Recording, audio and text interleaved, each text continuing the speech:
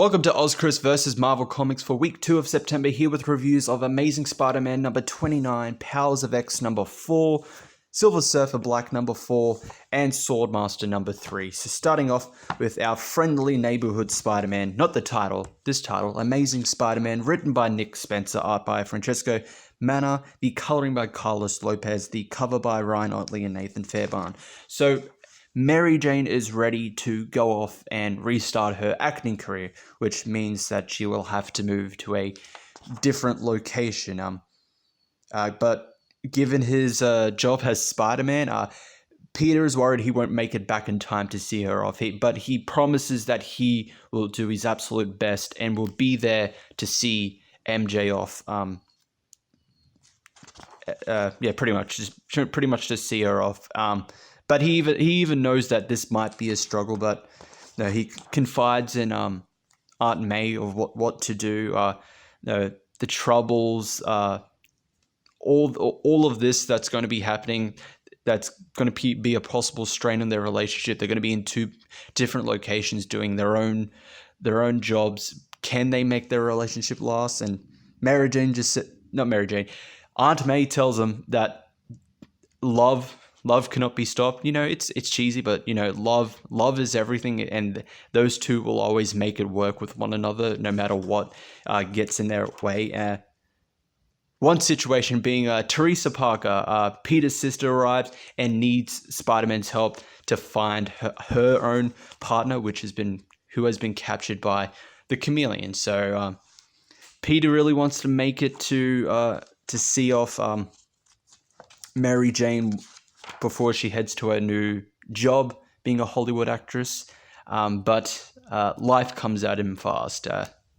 Can't always get what he wants. And there's also a nice little surprise at the end. A lot of Peter MJ fans are going to like it. I'm not going to spoil it. You'll have to read it yourself. So story, I'm going to give it a 4 out of 5. This is definitely a good issue, a good kind of breather before it goes into the absolute carnage stuff. Also good setup to MJ's own solo series, The Amazing Mary Jane. Art and coloring, I'm going to give a 4 out of 5 as well. Good art, good coloring. The cover, I'm going to give a 4.5 out of 5. That's a great looking cover, great art, great coloring. While it is a simple looking cover, it is a really good looking cover.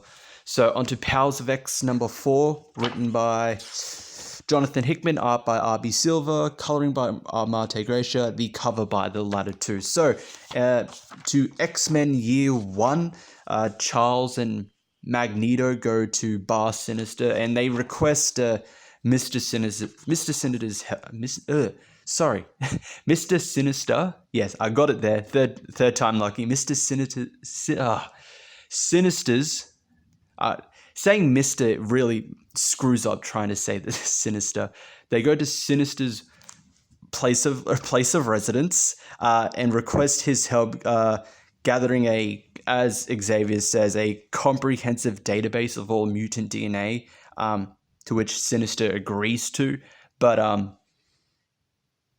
Xavier says that he is going to forget. Sinister will forget they ever met and that he's actually doing this for them until the day Charles specifies he will remember. So something, I assume it leading up to what's going on currently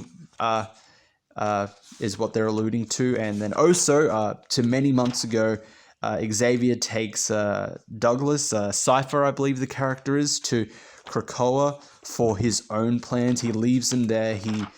He uses his powers to show Douglas what his plans are. Douglas understands what it is, and he begins his own work with Krakoa, which then leads up to the present day stuff. And then the third last quarter of this book is about the year 1000 stuff with the Phalanx, and that's towards the end of the book, so I won't spoil a lot of what's going on there.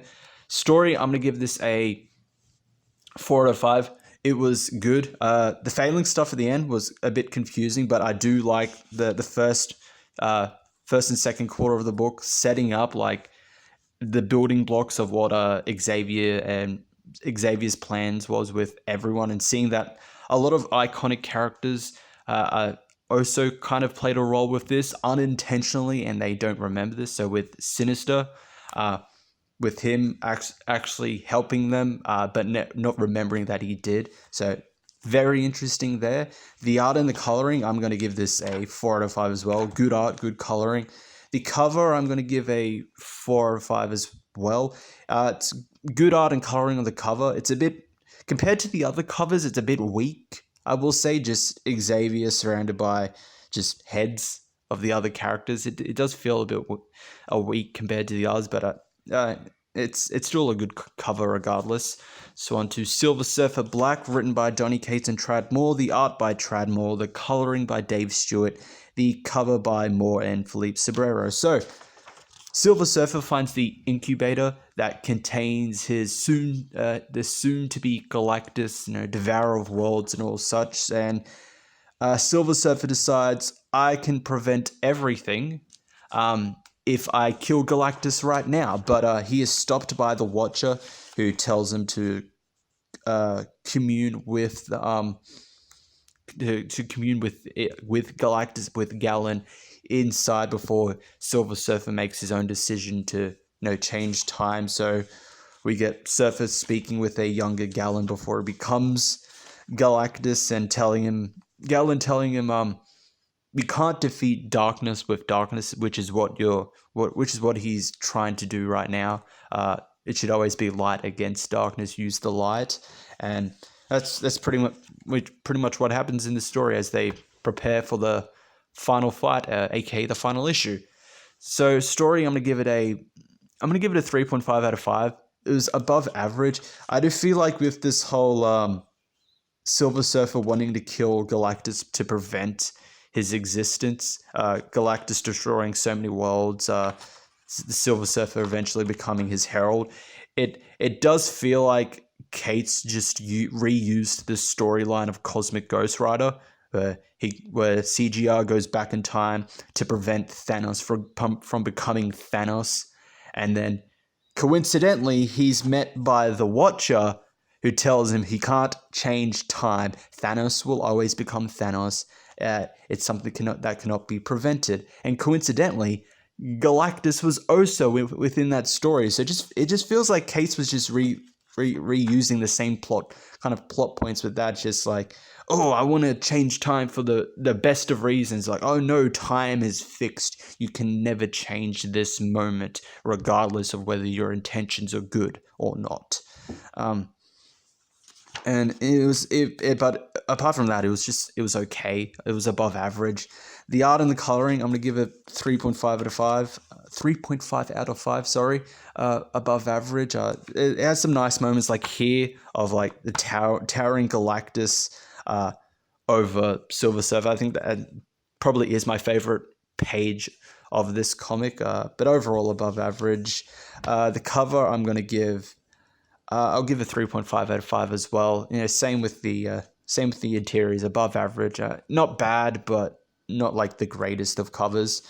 And on to Swordmaster number 3. The main story written by Shuju, art by Gunji. Then the secondary story written by Greg Pak, art by Ario Anandito. The coloring by Rachel Rosenberg. The cover by Gunji. So, Swordmaster is saved by demons, and upon questioning who his savior is, she decides to show him what she knows by stabbing him with his sword, and he's sent back to the battle of Juolu. That's probably not how you pronounce it. I'm sorry, but he's sent back to this battle where he witnesses the God of War Chiyu attacking everyone, but it's slightly, as he says, it's slightly different to how the story goes. All the tribes which are supposed to be the victors are getting slaughtered, and then he sees the 3 heroes that will eventually save the day. And that was the first story. In the second story, Ares successfully takes Lin's Swordmaster's sword from him for his own intentions, which is he wants to kill a god. So Swordmaster and Shang-Chi decide, well, we have our own reasons for needing that sword, and so they go after Ares to try and strike a bargain with him. So for the main story, I'm going to give this a 3.5 out of 5, above average. While it is interesting, it is taking its time with the overall story. It doesn't feel like anything is progressing well, and I think I don't know if this is the actual middle of the story or still in like the first half. I don't know, but it's kind of going a bit slow. It's giving us some interesting like stuff, but it is taking its time. The art and the coloring, I'm going to give a 4 out of 5. It's good art and coloring. This page here, amazing. That looks so good. And the page of this page here as well. There's really good visuals in this comic. The cover, I'm going to give a 4 out of 5 as well. Good art, good coloring, captures what's going on within the main story. The secondary story by Pack, I'm going to give a 3 out of 5. It's kind of average, kind of meh. The art and the coloring, I'm going to give a 3 out of 5 as well, kind of average. So that is it for those 4. Thank you all for watching, and I will see you all in the next one.